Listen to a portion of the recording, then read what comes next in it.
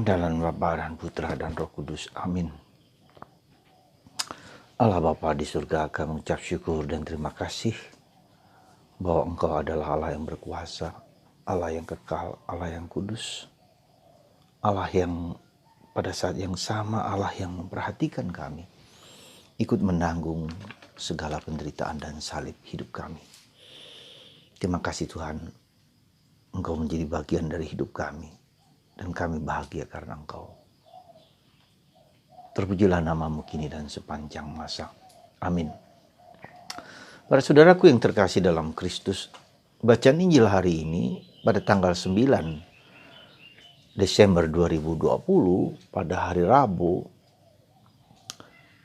bacaan yang sangat menyentuh hati kita. Dan orang terkena dengan kata-kata ini. Bahwa kuk yang kupasang itu adalah ringan. Beban yang diberikan Tuhan kepada kita itu ringan. Dan belajarlah daripadaku, sebab aku lemah lembut dan rendah hati. Saudara, dan kita diminta untuk datang kepadanya. Bagaimana kita bisa sampai kepada pemahaman yang demikian bahwa kuk yang Tuhan pasang itu ringan? Padahal de facto kenyataan bahwa betapa beratnya penderitaan yang kita jalani itu. Dan kalau kita mengalami betapa beratnya sampai orang bisa putus asa karena itu. Ya. Jadi mungkin ada dua hal yang perlu kita renungkan, bahwa kalau kita sampai kepada suatu pemahaman bahwa kuk yang dipasang Tuhan itu ringan, ada dua hal yang kira-kira bisa kita renungkan. Yaitu bahwa pertama soal mindset. Cara pikir, cara pandang, cara melihat, cara bersikap.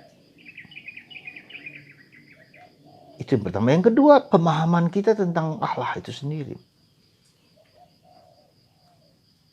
Coba kita lihat cara pikir kita, cara pandang kita. Cara pandang kita seringkali melihat, mengukur bahwa penderitaan kita itu adalah hukuman. Bahwa ini tidak seharusnya begini gitu loh. Kenapa saya yang menderita? Bukan dia, bukan orang lain, bukan siapa. Kenapa saya yang mungkin setiap hari berdoa, yang rajin berdoa, tapi kenapa penderitaan, kenapa problem ini begitu besar dalam hidupku? Kenapa saya tidak bahagia dalam hidup ini? Kenapa engkau memberi suami, istri, anak-anak yang demikian? Ini yang sering kali disebut victim mentality. Mentalitas victim. Mentalitas bahwa saya korban. Ya. Nah, jadi cara pandang ini yang mungkin harus kita perhatikan. Jadi penderitaan kita itu karena kita memiliki cara pandang yang maaf mungkin kurang tepat. Lalu juga kita melihat bahwa siapa saya ini? Apakah saya tidak boleh menderita? Apakah saya tidak boleh mengalami itu? Dan yang kedua, apakah saya juga untuk menjadi baik itu ada proses. Kita berdosa, kita punya akibat dosa-dosa, entah kesombongan, entah keangkuhan, entah kemalasan yang disebabkan oleh orang lain kepada saya, atau saya sendiri juga berakibat begitu. Dan itulah penderitaan itu karena saya terus-menerus dibersihkan, dimurnikan. Cara pikir yang dibersihkan, dimurnikan itu apa? Cara pikir kita, cara pandang kita yang positif, yang konstruktif, yang baik, yang rahmat, itu yang harus dia. Jadi perhatikan saudara, kalau kita menderita, kalau kita susah, kalau kita mengalami problem kehidupan, lihat cara pikir kita, cara pandang kita itu apa? Negatif, menyalahkan orang lain, victim mentalitas sebagai korban. Ya ini coba lihat cara pandang. Nah, bahwa penderitaan itu terjadi supaya Tuhan mengubah cara pandang ini. Ini enggak, hidupmu itu tidak menderita. Ya, penderitaan itu harus diatasi bahwa gitu loh. Ya mungkin ada kesalahan dari pihak orang lain, dari pihak siapa. Saya juga salah. Maka di sini dibutuhkan kerendahan hati gitu loh. Kerendahan hati untuk berani mengakui bahwa memang kita harus diproses lewat peristiwa-peristiwa yang di luar kita, yang kita alami, entah orang lain, lewat orang lain, atau siapapun, untuk mengingatkan kita, jegret, supaya kita dimurnikan, tidak bercacat, tidak bercela, menjadi lebih baik. Dan ini yang paling penting, cara pikir ya, harus diubah. Jadi kalau kita menderita lalu banyak berdoa, bagus, tapi kalau cara pikir kita tetap sama, juga tetap menderita. Cara pikir yang kedua, nah ini penting juga, cara pikir bahwa Tuhan tidak mau, bukan Tuhan yang mau menindas kita. Ya.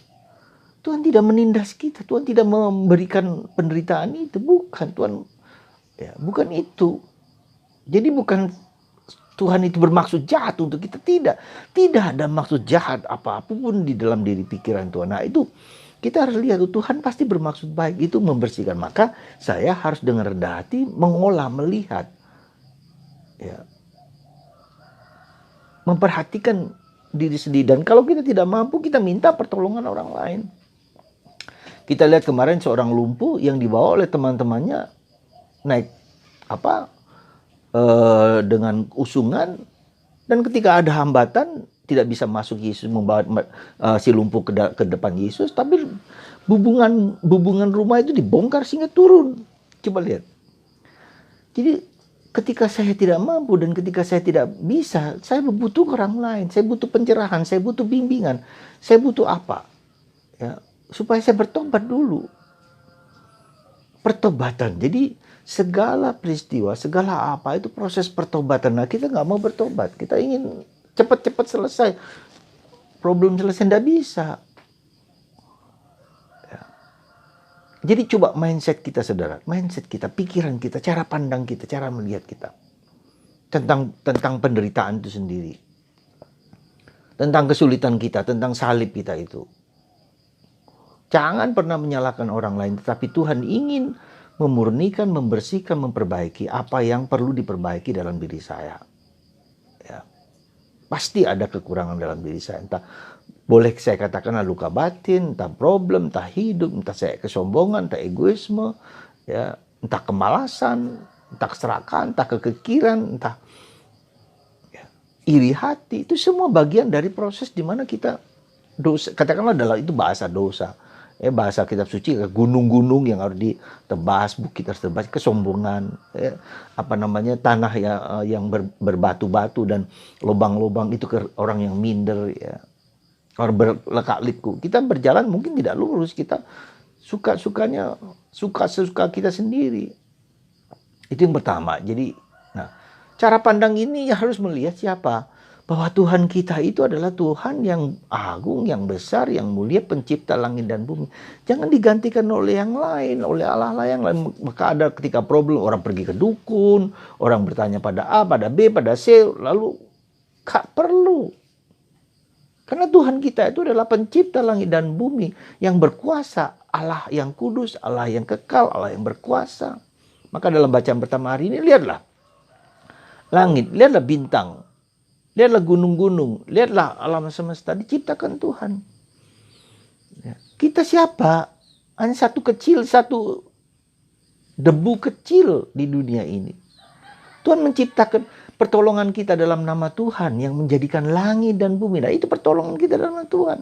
Jangan mengandalkan kepada orang lain, pada kekuatan manusia, kepada kekuatan kuasa kegelapan, kuasa apa yang menganggap diri sebagai ya entahlah punya kuasa apapun juga di dunia ini, ya.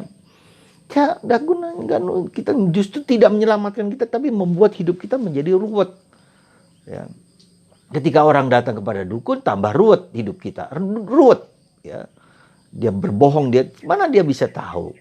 Mungkin dengan kekuatan lain bisa tahu sedikit, tapi semakin diruwetkan, bikin kacau, dan tidak akan memberikan keselamatan di situ, tapi justru menimbulkan beban. Jadi jangan bandingkan. Siapa membandingkan aku setara dengan aku? Tidak ada. Maka kembali kepada Tuhan. Nah, Tuhan yang seperti apa? Kita lihat dalam diri Yesus. Tuhan yang hari ini mengatakan kuk yang kupasang itu ringan. Jadi bisa aja Tuhan memberikan semua itu supaya kita dibersihkan, dimurnikan. Dan kuk yang kupasang itu ringan. Kenapa ringan? Karena kalau orang membajak, saudara, yang pada umumnya membajak, itu membajak dengan dua kuk. Ya, dua kuk ini. Satu, dua gitu loh. Jadi yang dimaksudkan apa? Yang satu bagian kuk ini adalah Yesus yang yang menanggung beban kita, yang bersama kita menanggung beratnya kehidupan kita, itu kita di sebelah sisinya. Ya, di sebelah satunya. Jadi sebetulnya kita itu bersama Yesus menanggung beban-beban kehidupan kita. Jadi kalau penderitaan yang kita jalani itu mungkin hanya 50%. Yang 50% kamu dan Tuhan 50%. Coba lihat. Tuhanku yang seperti itu, yang berkuasa, yang hebat, yang luar biasa itu bersama aku menanggung beban hidupku. Kalau tidak, kita akan habis, mati, berat.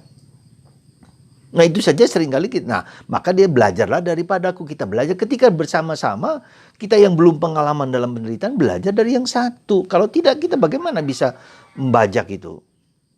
Belajar dari Yesus, mendengarkan Yesus, belajar dari hidup Yesus, membaca kitab suci. Berdoa dengan berdialog. Ya.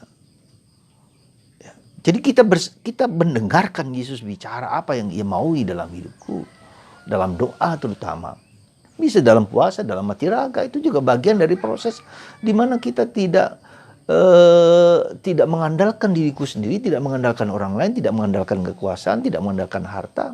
Coba zaman sekarang ini, COVID ini. Anda punya harta miliaran, kalah dengan virus kecil. Kita tidak bahagia dengan barang-barang seperti itu. Tapi dalam Tuhan.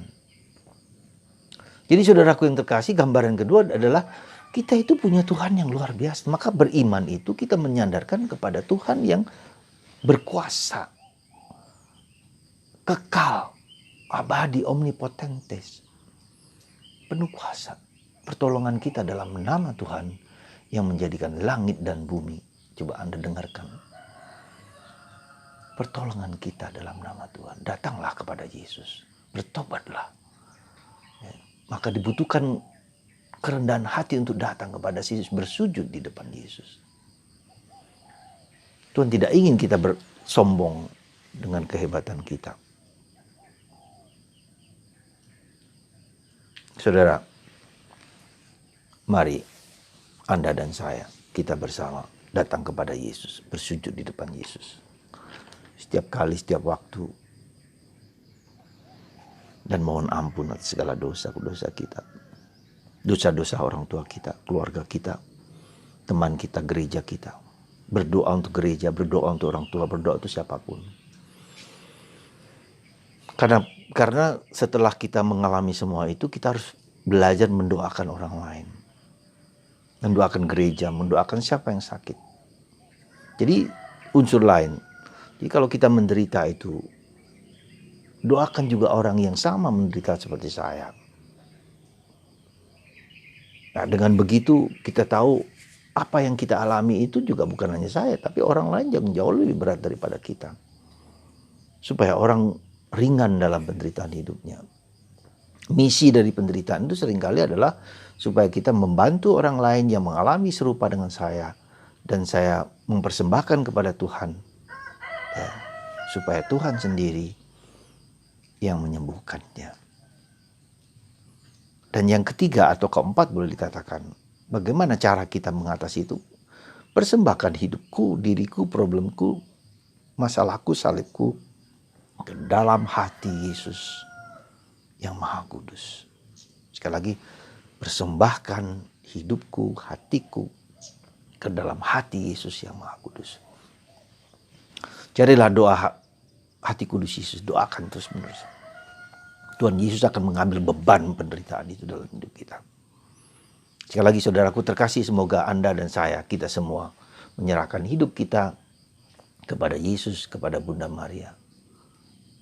Dengan segala problem hidup kita. Berkat Tuhan melimpah dalam diri Anda semua. Kasih karunia. Dan Tuhan tidak akan membuat Anda menderita dan menelantarkan Anda seperti yatim piatu dikatakan. Asalkan kita mau merendah hati. dan mengakui dosa-dosa kita. Tuhan memberkati Anda semua lewat tangan hamba-Mu ini, Bapa, Putra, dan Roh Kudus. Amin.